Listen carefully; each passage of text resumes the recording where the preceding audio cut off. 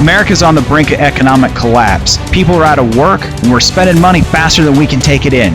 Liberal policies are going to bankrupt this country. The problem is, Democrats will tax your businesses to death, killing jobs and costing people wages, forcing people to dip into their retirement and savings to be able to make ends meet. It's the exact opposite of what we need right now. The way forward is to stay focused on small business, keep taxes low across the board, get rid of job-killing regulations and red tape, promote investment. That's how we empower people to dream big. It doesn't matter if you're a Democrat.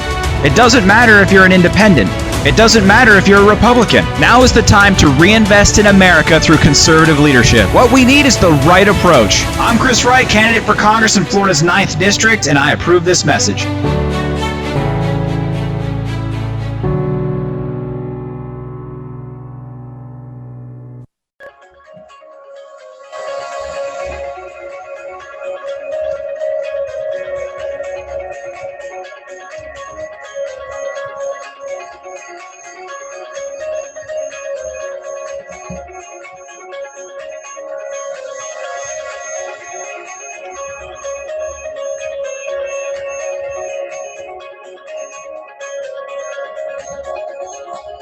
It's God. All right, it's God. I like that.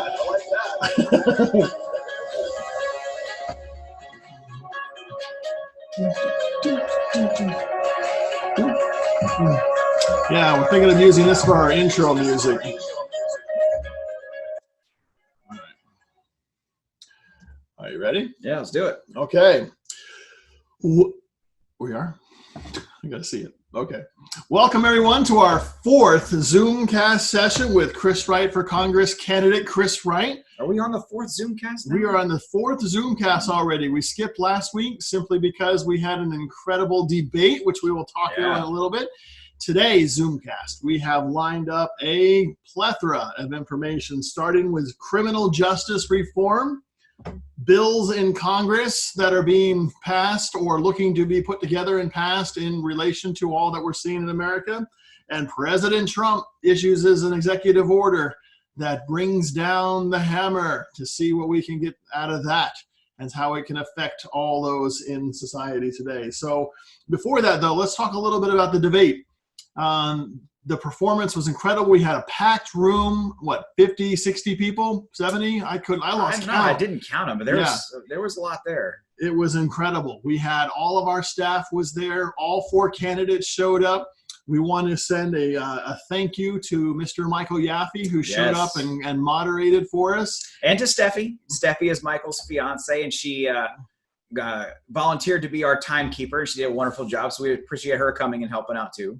He did some really good questions, and so we will be parsing and dividing up some of those questions and answers from the candidates so we can do some objective comparisons and put them up on YouTube for everybody to be able to see and really see how our candidates shined above the others for sure. I don't want to toot our own horn, but we took an informal straw poll and the exit poll that night, and we won it handily. I won't say that's because we invited more people than they did, but it was because of the great debate and the great understanding that they were able to achieve. It was really fun. So our next debate is July 11th, 6 p.m. at the same location, unless we get a massive turnout. We have another location in the wings where we can. We always want to have a filled room, and so if we get up to another 100 people, we can move over to a different venue. We need people to register on the website. There is a place to register your name to secure your seat. We do have limited seating unless we pump it up to the next level. And we do want to see you there because it is fun. Just like last time, we'll make sure we Facebook Live it. We'll have it up on YouTube after the fact. So if you can't be there in person, you'll still have an opportunity to check out the debate. But we'd love to see you, have you come down, be able to shake your hand. And we had some really great food there during the last event, got compliments across the board. So for those of you who can be there in person, you will get to enjoy a great Spanish cooked meal too. So, because I think we're going to ask them to do it again.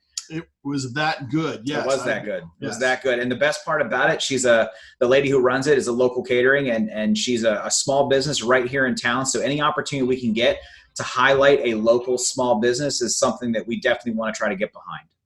Fantastic. So let's get into this tonight because we got a lot to cover in a very little bit amount of time. Since the 2 weeks have gone by, it seems the world is upended.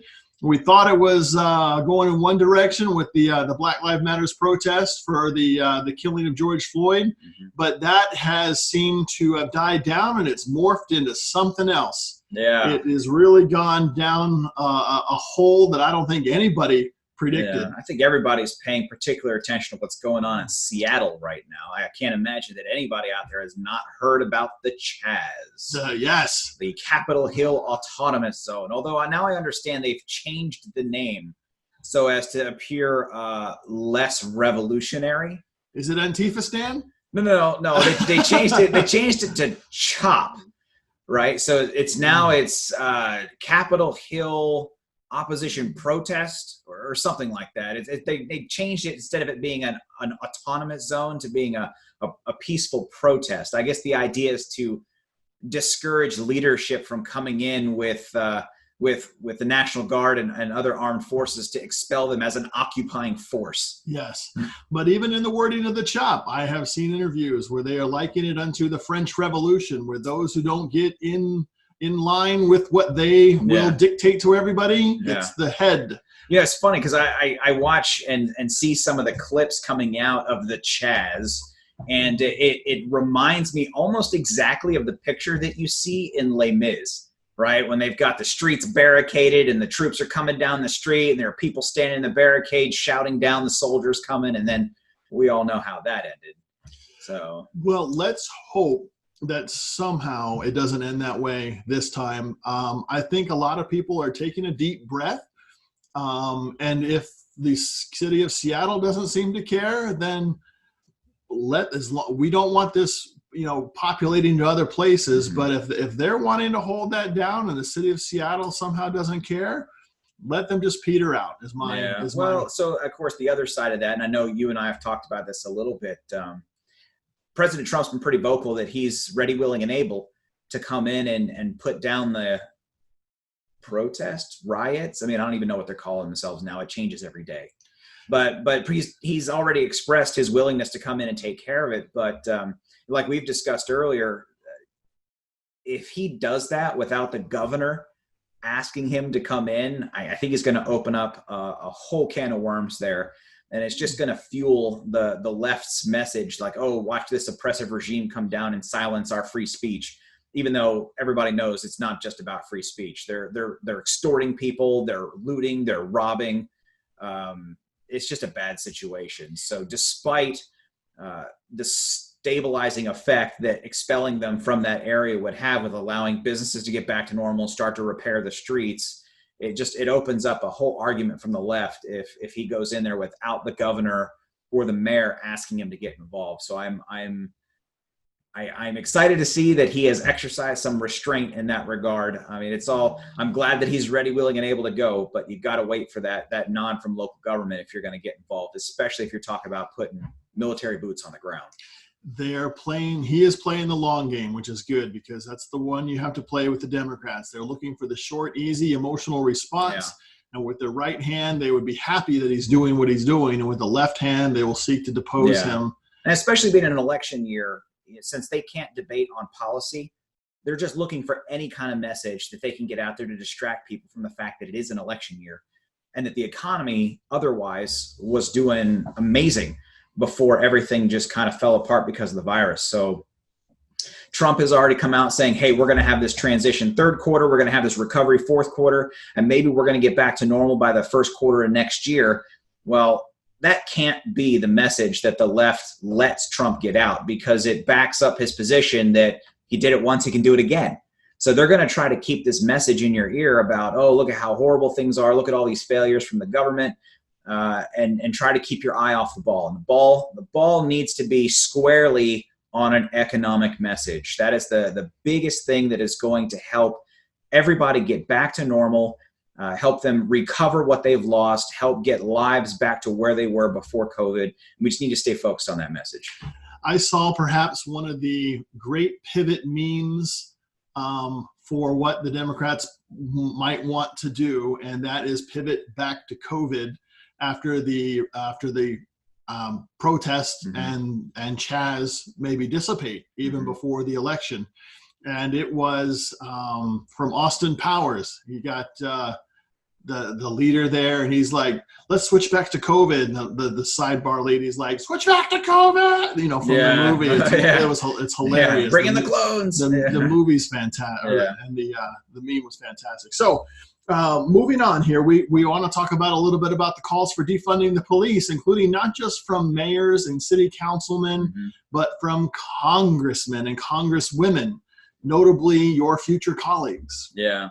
So there's actually a couple of cities that have already taken legislative action to start defunding the police. I read an article, I want to say it was either today or yesterday, that the city of Los Angeles is talking about cutting $100 to $150 million out of their law enforcement budget. Obviously, Minneapolis has already voted with their city council to start defunding their programs. There are a number of other cities across the country that have moved in that direction. But what's interesting about that is in Los Angeles and in Minneapolis, as soon as they announced that police were being defunded, that those law enforcement officers not going to be on the streets, we saw an increase in crime. Immediately. An increase in crime. Yeah. Right. So, I mean, so anybody who thinks that defunding law enforcement, taking officers off the streets is going to make you safer, I just don't think is in touch with reality. Bad people are going to be bad people, right? There's always going to be bad people. And in a free society, you're never going to be able to prevent all crime. You're only going to be able to punish it when it happens, which makes law enforcement essential. There are some sane voices out there that are presumably on the left that are saying the same very thing, that they're like, this is insane. I don't know why we're running down this track. This is not going to take us to where we want to go at all. But you see that all the time in the liberal policies that that the left always tries to propagate, right? So you get this message that people get behind, but then your really far leftists end up co-opting that message and pushing it even further to the left, which alienates all of the moderate Democrats, right? And so they're fracturing their own party because they can't keep the super radicals in check. They just want to come in, they want to take that message, and they take it a step too far, and now nobody can get behind it. So if this were just peaceful protests, we need to attack police brutality. That needs to be something that's eliminated from our society. And if that was the message, not only would you get Democrats on board, but you probably have a lot of the moderate Republicans behind that message too. But that's not what happened. What happened was we've got Black Lives Matter. Okay, but Black Lives Matter isn't just about saying that life is precious, because now they're pushing a political agenda like breaking down the nuclear family. If you go to their website, it's right on their website, breaking down the nuclear family. Who can get behind that? You can't get behind that. But then when you say, well, listen, I can't support Black Lives Matter because it's not just about saying that life is precious. If I say that Black Lives Matter, that means that I support the ideology of this collective responsibility model, which I can't get behind. I'm not responsible, and all law enforcement is not responsible for the actions of one officer in one city in our nation, right? So I can't get behind that message. And then the other thing is the platform itself openly calls for leftist policies beyond the message that life is precious, right? So and that's where you see, like, here comes this message, and it just keeps getting pushed further and further to the left, and then you end up losing the bulk of your party that can't get behind the message, and that's why it peters out. Indeed. And so let's talk about some of the proposals that have been put forth here. So we have up first, let's go to the bill in Congress. Yeah, so there's actually a few things there's two versions of this bill, actually. There's one that's being pushed through the House, which is police reform. There's one that's going through the Senate. There are obviously some differences between the two bills, but one of the big things that they're talking about is banning chokeholds, which I don't know that you're going to get a whole lot of argument from either side on this one. I can't imagine. In fact, President Trump, as an executive order, came out and said the same thing a couple of days ago. We're going to move away from doing chokeholds as a way to get compliance from suspects. So I don't know that that's necessarily going to be a barrier to this thing passing in the Senate and then getting presidential approval. Something that you probably will get pushback from the House and the Senate on, though, is that the House bill, which is obviously a Democrat proposed bill, wants to use funds to compel local law enforcement to adopt policy and procedure. So they're going to say, listen, we're going to create these policies on the federal level. And if you want to continue to get federal funding, not only are you going to adopt these principles, but you're basically going to be under federal scrutiny to make sure that you're following these policies or we're cutting your funding. You are compelling local government, local law enforcement to follow federally mandated policy by using money as a carrot. The Senate bill, on the other hand, focuses on training. So at the federal level, we're going to put together a program that officers can go to and get educated on some of the inequalities that we've seen, some best practices that we've gained from the last several years and watching these numbers with how law enforcement interacts with the public. And they're going to say, listen, as long as you're coming and you're getting this training, you will continue to be eligible for federal money. So while the House bill is compelling action by local government, the Senate bill is incentivizing action by local government. And it's a very distinct legal difference. Right? There's a long line of Supreme Court cases that have discussed when federal government tries to compel state action in violation of the 10th Amendment and when it tries to incentivize state action. So even if the House bill manages to get past the Senate, which I don't see happening, but let's say for the sake of argument that it did, it's going to get challenged in the Supreme Court and it would get shot down. Indeed. So with the House bill moving forward, it's one of the things that we want to focus on, because that's the Senate seat. You're not running for a Senate seat, you're running for a Congress seat. No, I'm running for a House. Yeah. Yes. And so what do the votes look like right now? What percentage chance do they have to get that passed out of the House? Typical party lines. Yeah. 218. That's the number. Okay. And once they've done that, which they probably will, it goes to the Senate, or they're going to House it out in between. Yeah. So if the House passes the bill, which they can, they've got the majority, they could pass it and push it over to the Senate. It's going to sit on McConnell's desk until he gets around to getting the Senate bill drafted. Or if the Senate finishes their bill first, he'll end up pushing that over to the House, and it'll probably get stalled in the House. So I don't see anything coming out anytime soon, unless you can manage to get a consensus from both chambers. And based on what I'm seeing, I think that's a long shot. Well, I don't know. I'd be interested to find out how much bipartisan agreement there is on this to be able to help out. But it doesn't sound like anyone's defunding the police there. It sounds like increased funding for police, which I saw. Or at the very least, keeping the funding levels the same and conditioning that funding on this extra training. Right. Yeah. Throw extra training, body cams, put more money into those options.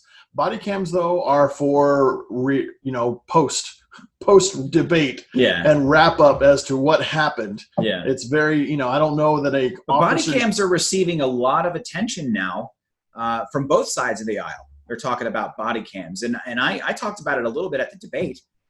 I'm not opposed to body cams. I think a lot of officers like body cams because 9 times out of 10, when somebody levels a complaint against an officer, the body cam actually bails them out, right? You have unbiased footage about what happened during the incident.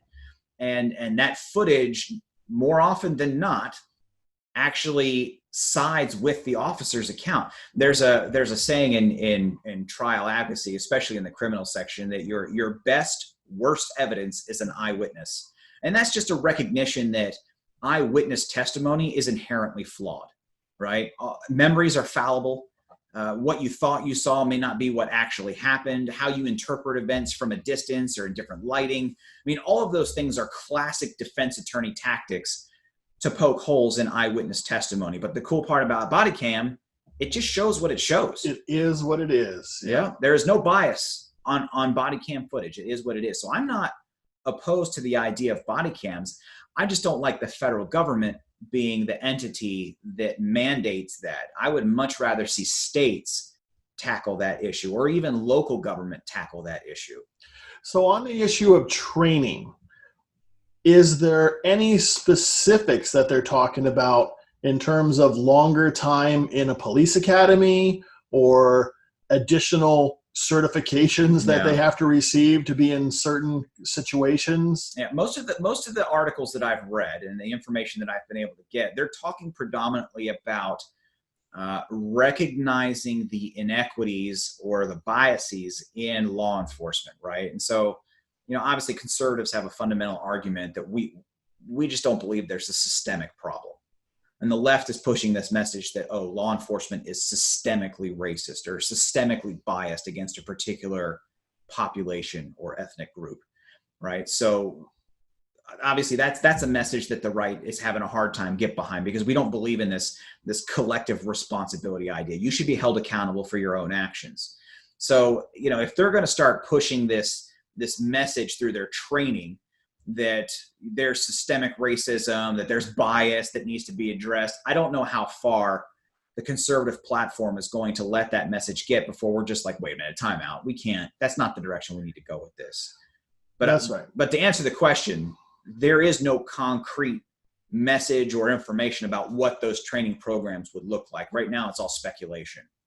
So there's two things that I've seen, two videos where I've seen a black activist before this go through a police training himself, and I've seen a reporter go through police training where both the reporter was against police involvement in the shooting, and the black activist protester was certainly against shooting of unarmed black men. And so the police invited them in and they said, here, we're going to put you through our training.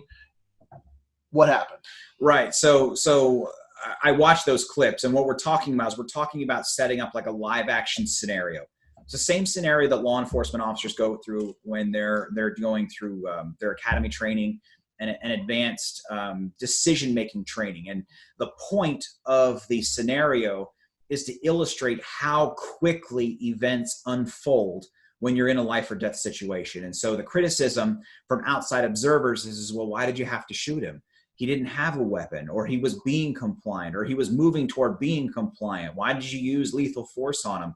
And the answer from law enforcement is like, look, when you're in those situations, you literally have a split second, a life or death situation, and you have to make a decision.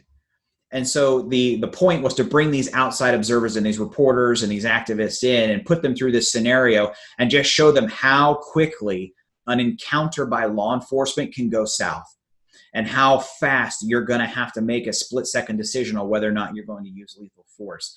And what was interesting to watch the videos is they ran through these scenarios like 2 or 3 times each. And the first 2 or 3 times, the reporter and the activist, they're getting shot. All right, they're purposely put in a situation where they're going to have to make that decision, but they died. They took shots to the chest. Now, they're only using paintballs, obviously, but they died.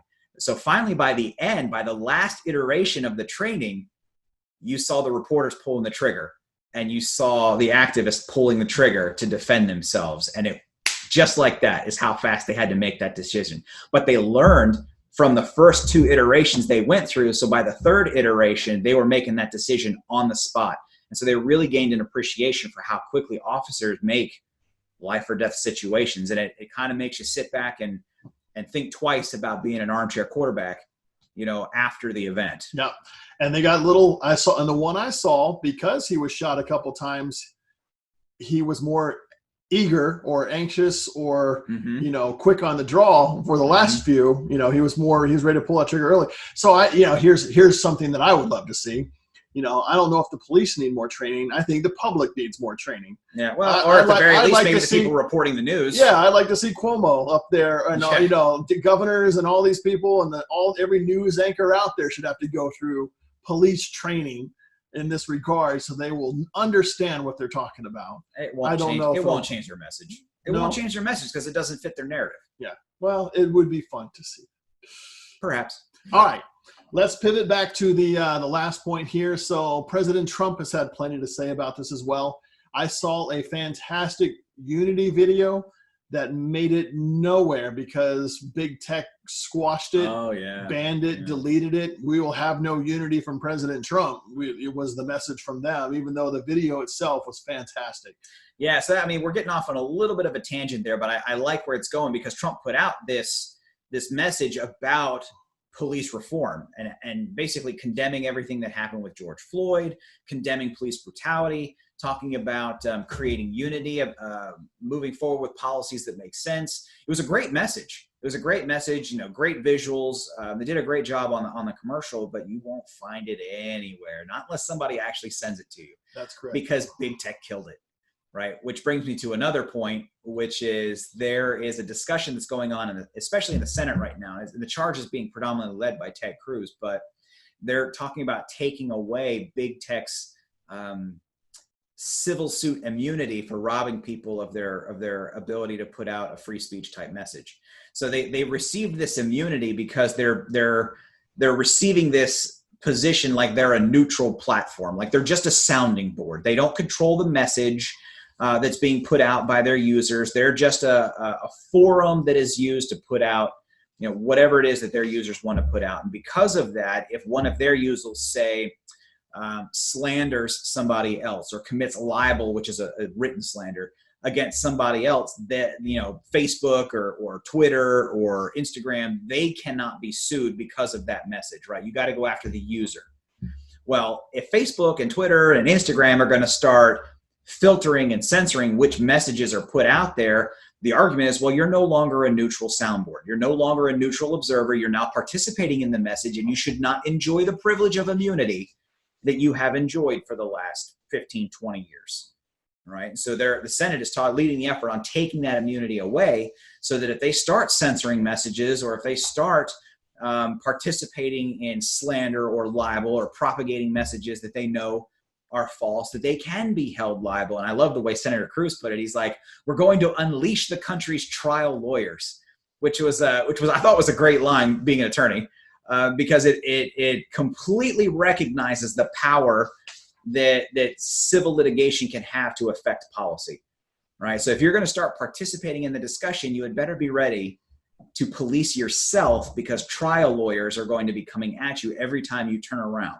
And you may find one day that Facebook is not as solvent as they think they are, because now they're facing a plethora of judgments. Easy now, I've got stock. So let's pull ourselves out of that rabbit hole, because that'll go forever. And that might be a completely separate segment on that. Let's talk about President Trump's most recent executive order, the executive order on safe policing for safe communities. Mm-hmm. It seems like a lot of the emphasis was put on the Attorney General shall. Comments? Yeah, so there's four basic parts to that, and what's interesting about this executive order that he put out is I actually made a comment during the debate on one of the policies that he included in his order. So it kind of made me feel like Nostradamus there for a second, but he put out a requirement in his executive order that we should be working on credentialing and certification, and he's going to link grant money to that credentialing and certification. So in that respect, it really mirrors what the Senate is trying to do in their version of the policing bill. I imagine there was probably some collaboration when they were drafting the executive order with the leadership team for the Senate's version of that bill, because I don't think that's coincidental. I'm pretty sure they were talking about that before this came out. Information sharing, which is actually the part that I had mentioned during the debate on Saturday. The question was asked of me, what can the federal government do to try to curtail some of the police abuse that's going on out there? And one of the things that I mentioned is states need to have access to real-time information about what's actually going on in the country, right? Instead, what's happening is these numbers are being filtered through a media source, being slanted to fit their narrative, and then being disseminated out to the public.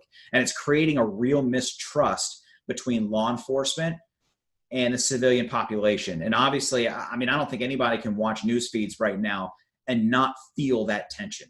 I mean, when the local union rep or the police union rep for New York gets on television and starts lambasting our local leadership, their politicians, for abandoning them and just basically feeding them to the wolves, there is a tension there that you're going to start to see some real friction and changes happen because of that. Like, for instance, there's a police force in South Florida. There's 10 of them that have this extra duty of serving on the SWAT team, and all of them resigned. Every single one of them resigned. They resigned together. And the message was, the risks that you are asking us to take by serving on this extra duty and the support that we are receiving from our leadership does not justify our getting fired or prosecuted or sued into oblivion. Yes. right? So they're like, listen, unless you're going to back us and support us, it's not worth the risk.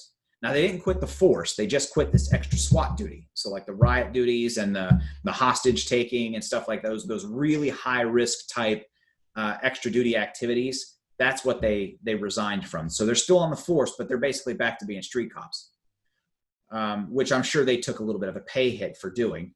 But I mean, when you're forced to make that kind of decision, like, is it worth the extra pay to be potentially jailed or to come under national criticism for people who are being armchair quarterbacks the day after?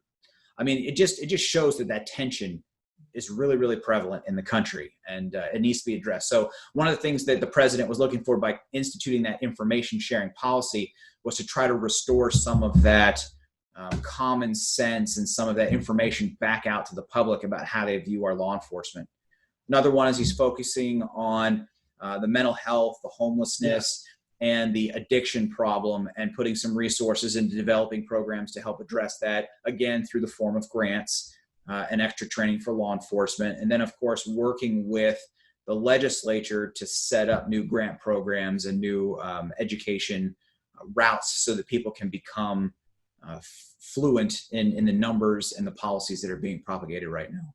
Responsibility has got to be restored to the individual level. Mm-hmm. The collective idea that somebody else is responsible for something that is not my fault, and I want, to be fixed, or I want to have this done this way, or we've got to restore that individual responsibility.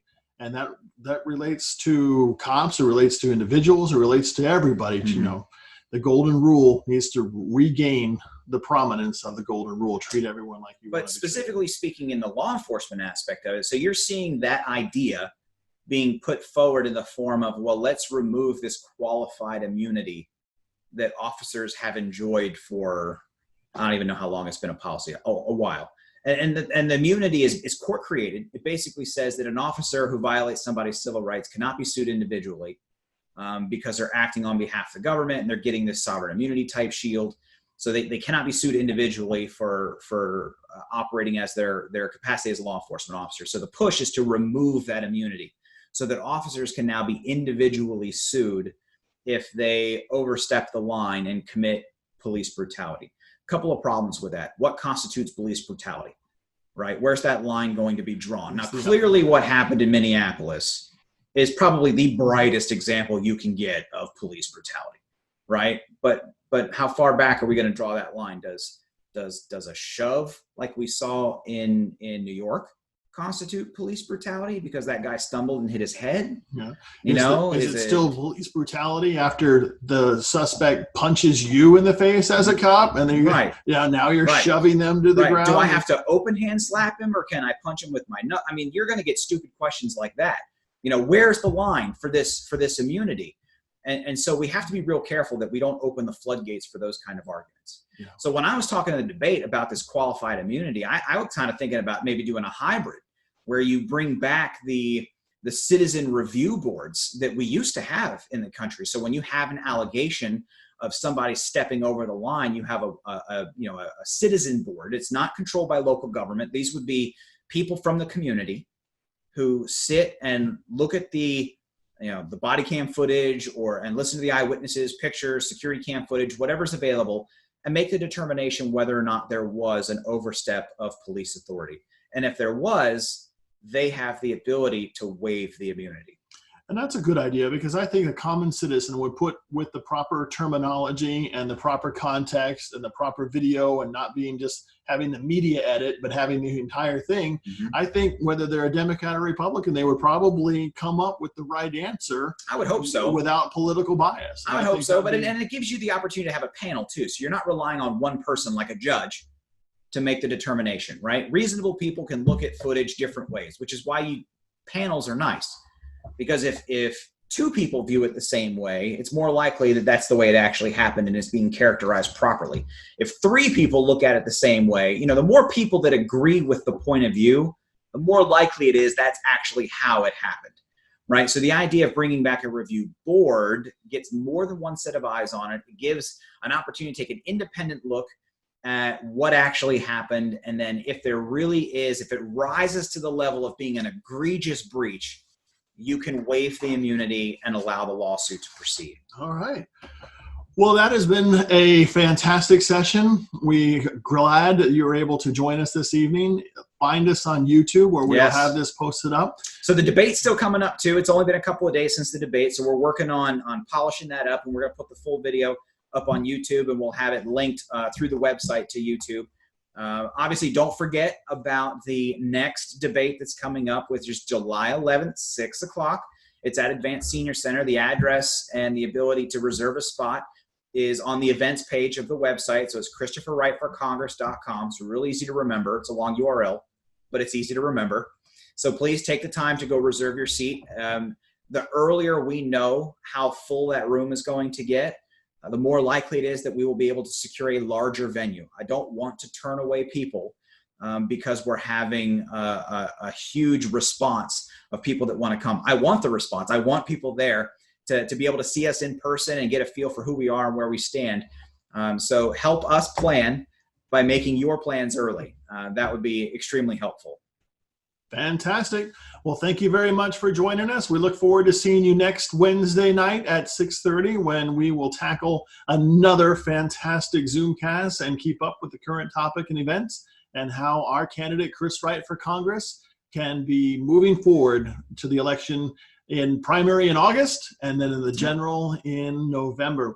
We look forward to you coming out. We look forward to you voting, and we look forward to any support that you can show Chris Wright. Make sure you get the word out, spread the links, spread the videos, let people come to the website. The quicker we get the information out, the better position we'll be to win the primary and then, of course, go on to the general. So hope everybody has a good night, and we will see you next week.